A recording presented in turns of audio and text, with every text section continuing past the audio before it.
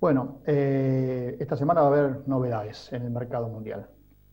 Y novedades que no son menores. Yo a veces pienso cómo en la Argentina nos distraemos con algunas cosas que por determinados intereses alguien nos quiere hacer distraer y no le prestamos atención a cosas importantes que siguen demostrando que muchas veces estamos equivocados. No solo con las políticas que se vienen aplicando en nuestro país hacia nuestro sector, sino también con las que se proponen, aún naciendo desde quienes deben defender los propios intereses del sector. ¿A qué me refiero? Esta situación tan particular que estamos viviendo en el mundo a partir de la pandemia del COVID-19 y que habrá que ver cómo evoluciona, pero está lejos de ser solucionada, evidentemente tiene sus consecuencias. Vuelve el proteccionismo con todo, vuelven los subsidios con todo. Hace rato que los venía advirtiendo de esto y ahora el mundo ha encontrado el argumento.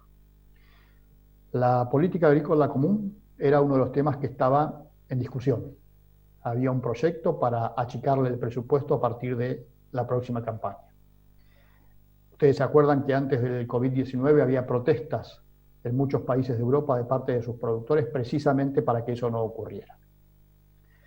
Entre miércoles y jueves, si no me fallan las fechas, 13 y 14 de mayo, es decir, pasado mañana y el jueves, se va a reunir la Comisión Europea y allí una de las cosas que se supone casi con seguridad se van a resolver es que no va a haber ningún tipo de reducción en la política agrícola común, en el presupuesto, que el actual presupuesto de la política agrícola común va a continuar por lo menos por 2 años más y que se van a dar ayudas adicionales. Una de esas ayudas adicionales consiste en otorgarle sobre todo a la industria del ganado, a la producción de ganado, de cualquier tipo de carne, ovino, caprino, vacuno, y también a la lechera, los recursos necesarios para que almacenen la mercadería cuando guarden, cuando se produzca una sobreoferta como consecuencia del menor consumo, para que no repercuta negativamente en los precios. De esa manera se va a proteger el ingreso al productor. Adicionalmente a eso, hay una serie de créditos que se están otorgando que van desde los 100.000 euros hasta los 800.000, depende de las características de la empresa. Ese tipo de créditos, por supuesto, 100.000 euros estamos hablando por unidad productiva, por productor en todo caso, 800.000 estamos hablando de empresas. Ese tipo de créditos tienen como objetivo mantener la operación de la empresa agropecuaria. Son créditos muy blandos, casi les diría a tasa cero, por no decir a tasa cero. Y adicionalmente a eso, muchos de los pagos que la Unión Europea se está haciendo se van a adelantar en las fechas y además pagos que eran del 50-60% se van a llevar al 70-80% en el anticipo. Insisto, esta es la política agrícola común que se iba a desmantelar y que, muy por el contrario, todo indica que aún como consecuencia de esta crisis se va a sobremantelar, si se me permite el término, es decir, se va a seguir protegiendo cada vez más a la producción agropecuaria y agroindustrial, si ustedes prefieren.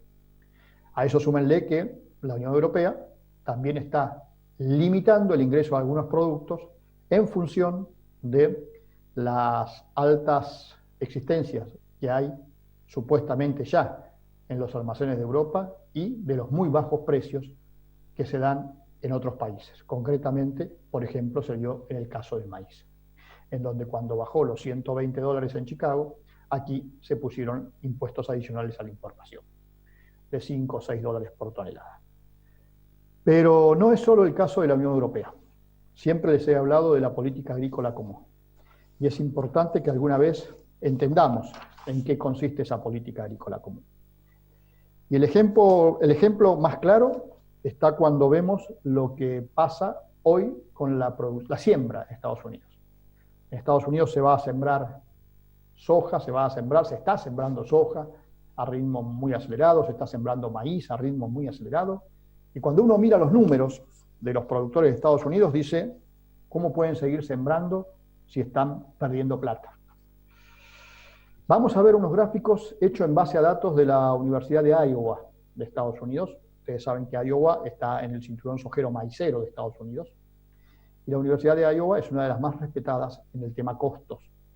Hace todo el tiempo estudios y análisis sobre los costos de las distintas actividades productivas en materia de campo. El primer gráfico que ahí Tuchito va a poner en pantalla les muestra a ustedes el costo de producción y el precio de una tonelada de soja en Iowa, en Estados Unidos, como les decía antes. Ustedes pueden observar allí cómo desde hace ya varios años, la línea roja, por supuesto, es el costo y la línea azul es el ingreso. Les decía, como hace varios años se viene produciendo lo que llamaríamos aquí una situación de quebranto en Estados Unidos. Y sin embargo, si bien ha tenido variaciones, la superficie de soja no ha bajado. En el gráfico siguiente que Tuchito va a poner en pantalla, van a ver, en términos de diferencia por tonelada, los años en que el productor ha ganado, respecto del costo de producción estamos hablando, nada más que producción, y la comparación con el precio que ha recibido. Está en dólares por tonelada, como pueden apreciar allí. Hay años, como fueron los años de los muy buenos precios de la soja en el mundo, que la Argentina solo recibió el gobierno, pero no los productores, y años muy malos como los últimos que les venía diciendo, y que hace que a pesar de eso, la siembra en Estados Unidos no caiga en la magnitud que debería caer.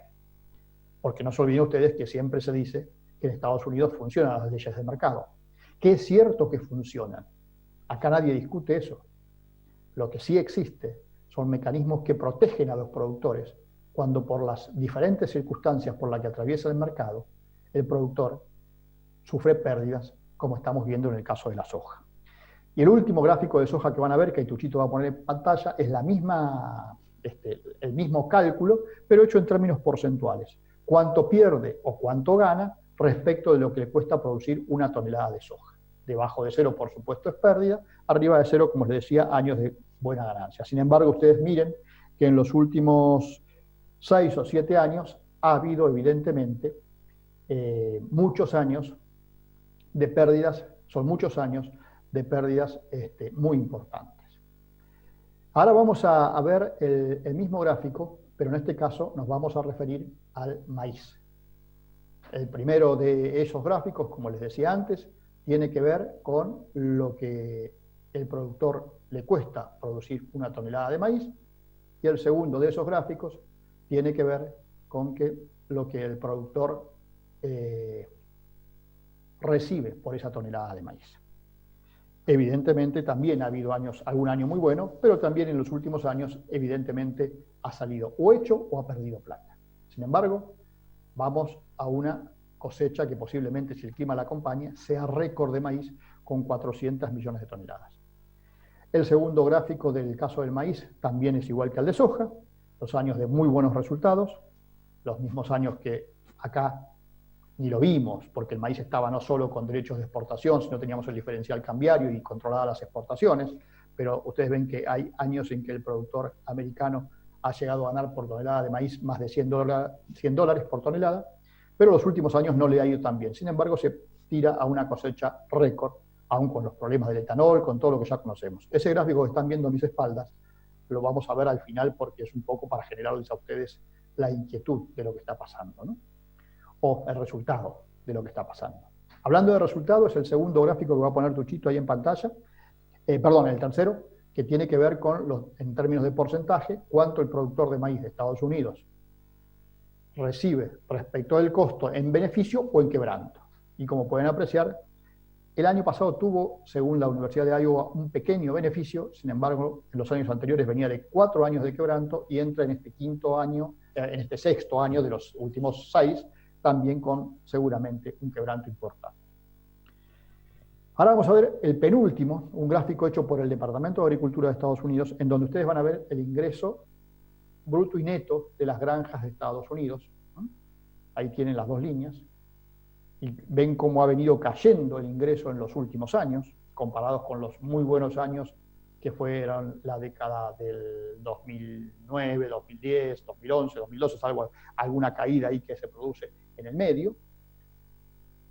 Y para el final, ahora sí Tuchito va a poner en pantalla el gráfico que yo tengo atrás mío, que es donde ustedes pueden apreciar el gasto del gobierno de Estados Unidos en los diferentes mecanismos que tiene para proteger a sus productores y cómo se ha incrementado en los últimos años. Por supuesto, en el 2020 todavía falta lo adicional que le va a dar y que le está dando Donald Trump a los productores. En el 2019 ustedes ven ese salto que se produce ahí en esa línea, en esa área roja que ven, que tienen que ver con ese ingreso adicional que les dio, ¿se acuerdan? Por la diferencia que había con China, que se suponía que estaba, y que se suponía no, que se estaba perjudicando a los productores de Estados Unidos. Pero yo les pido que presten atención a lo que es, más allá de lo adicional, claro está, que corresponde prestarle mucha atención, porque evidentemente ha sido un récord en los últimos años lo que han recibido los productores de Estados Unidos en el 2019. Pero miren cómo va creciendo la línea también anaranjada, creo que es anaranjado el color, que tiene que ver con los subsidios en función de los precios. Cuanto más bajos son los precios, más subsidios recibe el productor de Estados Unidos, políticas de apoyo, como se llama ahora. Esta es la realidad del mercado mundial de nuestros competidores. Nosotros sigamos discutiendo y perdiendo el tiempo sobre si a alguna trasnochada se le ocurre mandar un proyecto de la Junta Nacional de Granos y que eso sea titular de los diarios, pero la realidad es que eso no va a pasar nunca en la Argentina. Hay instrumentos mucho más sofisticados que una Junta Nacional de Granos y lo que quieren es sacarle renta al productor. Los derechos de exportación, el diferencial cambiario, y en algún momento hasta fueron los ROEs. Ahora, para mecanismos diferentes a lo que son los derechos de exportación y el diferencial cambiario, hace falta la colaboración de algún sector de la cadena. ¿Está claro esto? Es decir, cuando existieron los ROEs, hubo sectores de la cadena, concretamente el sector exportador, que se benefició. En el caso particular del trigo y del maíz. Por supuesto, después discutiremos si realmente obtuvieron más beneficio del que hubiesen tenido si se hubiese podido exportar más volumen. Bueno, acuérdense los márgenes que había en aquel momento, ¿no? Pero está claro que pensar en una Junta Nacional de Granos hoy es una tontería muy grande. Perder el tiempo discutiendo eso es una tontería muy grande. Lo que deberíamos estar viendo es cómo cambiamos las políticas en función de la realidad, no en función de discursos históricos y políticos en donde hay ideas que en el mundo hace rato que no se aplican y que ya el mundo da por descontado que no se van a aplicar, mucho más después de lo que ha pasado con el coronavirus y su impacto. Los gobernadores de Argentina, de algunas provincias, se encargaron de que se generara el famoso barril criollo, con precio sostén para el barril de petróleo de $45 cuando en el mundo está 20 o por debajo de los 20. ¿Alguna vez algún gobernador de la Argentina se preocupará en serio por brindar ese tipo de protección a los productores de la Argentina? A la cadena agroindustrial, si quieren, de la Argentina. Pero protecciones como tienen en otros países del mundo, no sacarles a uno del sector para darles a otro del sector. Esa no es protección. ¿Se entiende lo que digo, no? Nos encontramos mañana. Hasta mañana.